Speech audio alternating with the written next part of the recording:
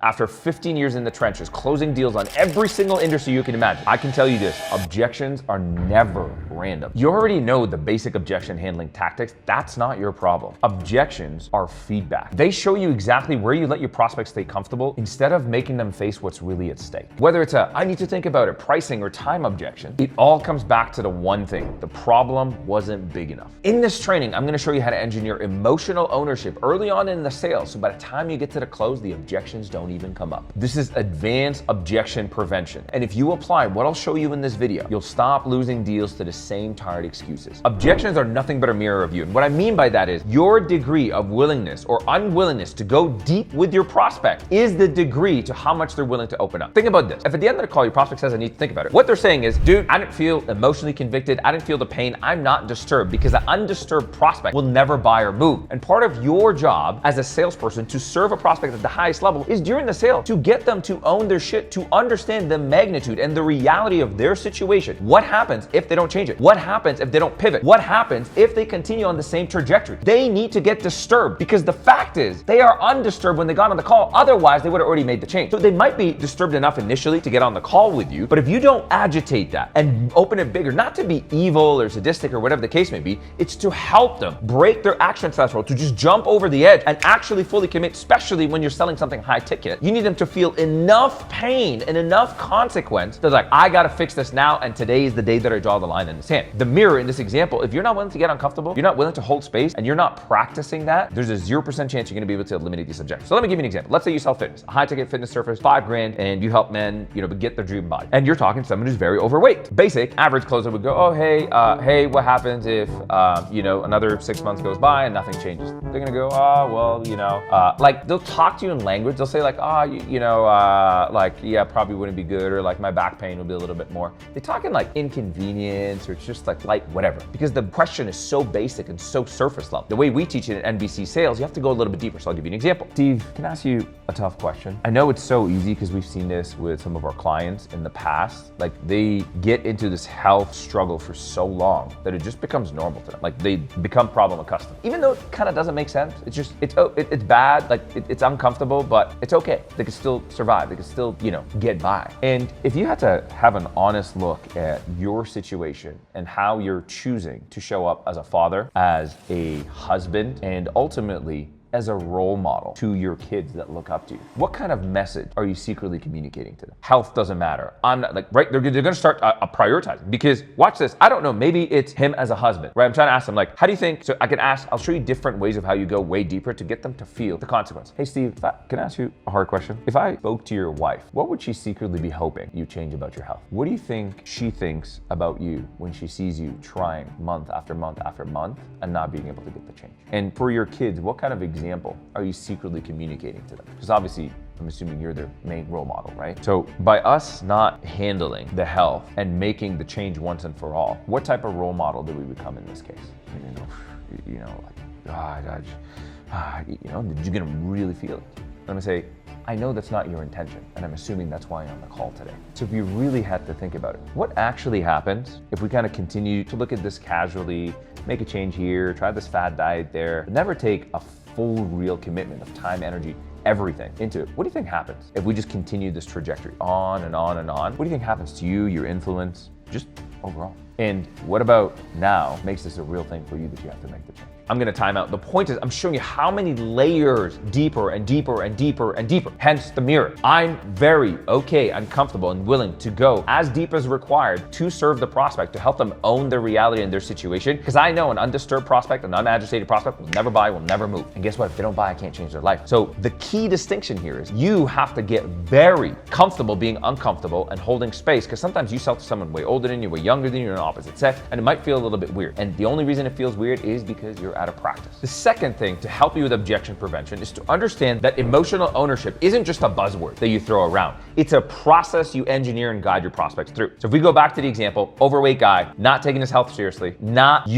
going deep enough. The way you flip them is you have to help them get clarity. That's the part of the engineering. A lot of times they don't actually have the clarity of how bad their situation is, what happens down the timeline, how real, what is the magnitude of this thing. So you can't just ask a basic question like, hey, what kind of impact does this have having on you personally? Okay, are you willing to settle for that? Like if you say basic surface level like that, you'll get the same surface level answer. But if you help them bridge and see the connection. So let's say this, back to Steve. We go, Steve, you've heard like the thing, we'll do so much more for other people than we'll do for ourselves, right? Like, yeah, I did. Okay, cool. So like, ignoring you for a second, if you have to think about your kid every time you drop them off to school, you're out and about with him, what do you think their friends say about you as a dad? Or what kind of comments do you think might be getting tossed around in conversations as they go? Do you think your son feels proud when he gets dropped off to track and fields and he's the active fit one, but his dad isn't there just yet? And I don't, whoa, it feels offensive, but I say, remember the mirror. You have to be willing to get uncomfortable. And I don't say this to be flippant. I just say this at a place of love, because sometimes just understanding the impact of what we do or don't do, in this case, the impact it has on the people that we love, sometimes it's just enough to kick us into gear. And I just wanted to take a moment to see if you've processed the downstream impact of how you're choosing to take your health and fitness at this journey. What kind of impact that has on your kids and how they perceive you and how their friends perceive them. When your wife talks to some of her girlfriends,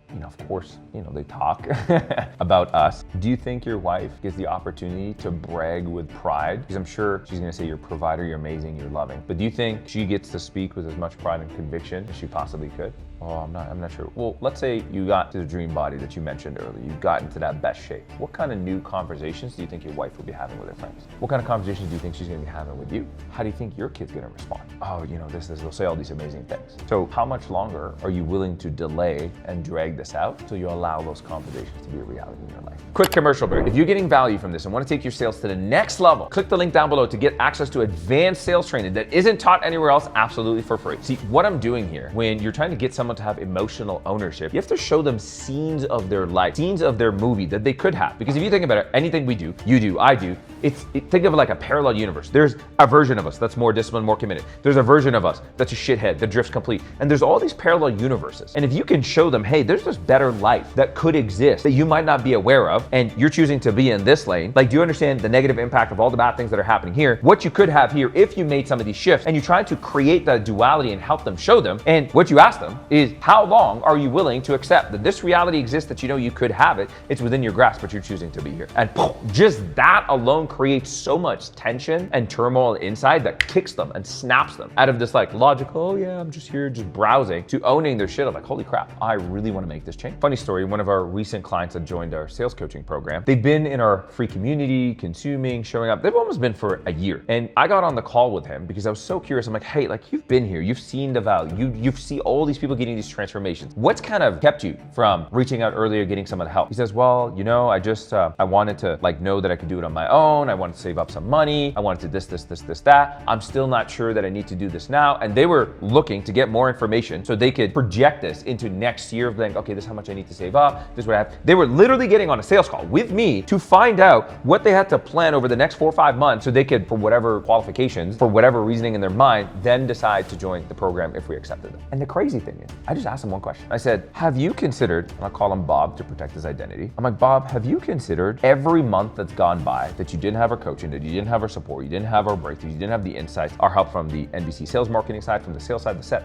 all of that we didn't help you end to end. Have you considered how much money and momentum you've lost? Well, what do you mean? I'm like, well, there's an ignorance tax. There's a price to not knowing. Ignorance is not bliss. That's a false lie. And we just started crunching the numbers of, hey dude, like right now you're closing 7 deals a month. Well, let's say our average client, so-and-so, and I just started showing the numbers of like, what would happen? What would this? And that momentum stacks. I'm like, well, when you get this extra cash, you could reinvest it back in their business. You could then add a setter. You can then add this. And I showed him in a matter of 3 months, he could have outdone what he did months and months and months and months. And here's the crazy thing. He's now 5 weeks into the program and he's out-earned in 5 weeks than what he did the whole past year on his own. And all I had to do to drive him into motion was show him during the sale how much he was losing and get him emotionally connected to that and show him the parallel universe of what would happen if he had our support. Both life change. And that's the point. You have to be committed. The mirror. I have to be willing to get uncomfortable, ask the hard things, and stay in the pocket with them to help them make the transformation and go through the change. The third thing to master objection prevention is to call out third-party objections before they ever happen. For example, not everyone you sell is going to be married, have kids, family, all that kind of stuff. Someone could be single, someone could have roommates. What you care about by when we say third party is the person closest to their proximity that's going to influence them, whether it's someone they sleep with, whether it's a parent, whatever the case may be. And one of the key things during the sales process, how you're preventing these objections is you're involving this person in the conversation, metaphorically or physically in the presence or in the flesh. Here's what I mean. Let's say I'm talking to a business owner and they're married. During during my sales process, so if I'm in fact finding, for example, and I'll say, okay, I've asked a few questions, and all I'm gonna do is I'm always gonna ask a question with a different lens on in context to the third party. So it sounds like this. Let's say I'm selling, I'll do like a couple examples, different industries to give some context. So let's say I'm selling fitness. If I'm selling the husband earlier on in fact finding when I'm asking them questions, I'm gonna always get them to wear the hat of the third party so they could start thinking in their own view and in the third party's view, because once they do that throughout the sales process, they don't have to give you, I need to think about it, let me get back to that, I have to go get permission, I haven't thought about them. If you get them to think about it from multiple different ways, they have so much clarity and conviction when they get to the close that you don't get the objection. So it sounds like this. So selling fitness, I'm talking to Steve again, and I would say, yeah, Steve, obviously this is not like a new thing. I know you've been trying to work on this for quite some time. Like, where's the missus with all of this? Like, where's her stand? And you say, oh, well, you know, she's this, that. Okay, is she gonna like jump on? Like, if you get on workouts, is she gonna join you? Like, what's her involvement? Oh, you know, she's gonna blah, blah, blah. Okay, cool. And then like, you know, when we look at like nutrition, does she usually cook for the family? Do you all make independent things? Like, how is she gonna support you through the fitness journey? Oh, you know, like if I gave her these things, she'll do. See, watch what he's doing. He's already selling himself that she's gonna support him. She's gonna jump on. She's gonna this. She's gonna da da da da da. See, boom. Very simple. If I'm talking in business, I'd say, okay, let's say I'm selling to a business owner. He has a business partner. And I'd say, okay, so I'm gonna take a wild guess. Like, it sounds like you're very like sales heavy. Like, what's your partner's involvement? Is he more like the back end operation? Okay, cool. He's the operations. This, that. Okay. And where's his stand in all of this? Like, you going added help, getting more sales. Is he gonna be pissed off that, you know, now he has to have more back end operations? Or like, where he's, oh no, he'd be super happy. He's been asking for more clients. He wants to get busy. Okay, cool. See, all I'm doing is I'm gonna, boom, who's the third party? Who's the person influencing? Who's the closest? Business partner, friend, kid, whatever the case may be. And let's say you're selling someone younger. And I'd say, yeah, let's say I'm selling a biz op where I'm helping someone make money online through whatever my thing is. I'd say, yeah. And obviously it's not like a common thing. Not everyone just wants to go make 10K a month. Like, who's gonna be the first person you go and tell this to? Like, how are they gonna respond? Oh, they're gonna think it's a scam.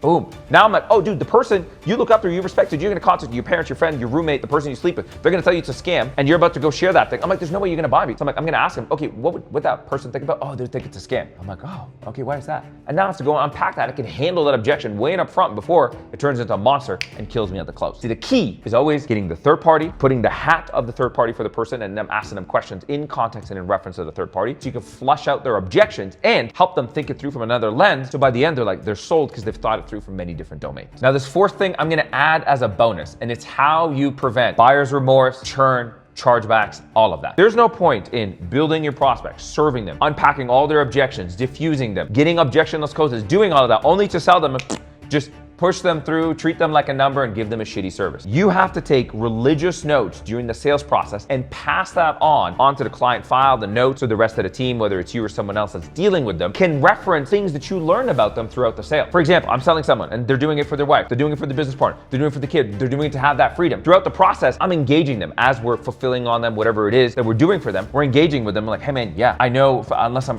correct me if I'm wrong, like a lot of why you're doing this is because you want to have more time with your kids, right? They're like, yeah. So you remind them that when the going gets tough, when they're met with a new task, when they're met with some rejection, when they're met with some difficulties, when there's a lag in the result, you're trying to cement the sale. You're trying to prevent a lot of that buyer's remorse by bringing up all the reasons, all the rationale, all the things that they said that they wanted, that they were going through, that they were overcoming, and you're passing that through. So then this way, the prospect, when they come in, they feel so served, they feel seen, heard, validated, connected, and like, wow, this is so amazing. This person really gets me. And it gives them a world-class experience through and through. And that's what's gonna prevent a lot of your churn, chargebacks, all of that, because it doesn't feel like, oh, sales is this like different business and now there's this other shit thing that I'm dealing with. They're like, oh, it's one unison family that just wants to serve me and take care of me. And I promise you, if you prevent the objections, you take the notes on the things that you came up, you pass them forward, you integrate that and imbue it during the conversation, you will always make sure that your client is super bought in, committed, and referring you more business. Now, if this opened your eyes about objection preventions and deeper strategy that you can implement, and you want way more of this for every objection, for every situation, for every context, industry, type of prospect, and how you deal with them, there's a link below this video where you get access to advanced strategies that you will not see anywhere else online. After 15 years in sales and still actively in a closing on different offers, different industries, still to date, and coaching thousands and thousands of salespeople, I promise you the training that you'll find in the link below is the thing that will separate the pros and the 1%ers from everyone else. And lastly, subscribe to the channel. I drop fire content like this every single week that's gonna help you take your sales and business to the next level.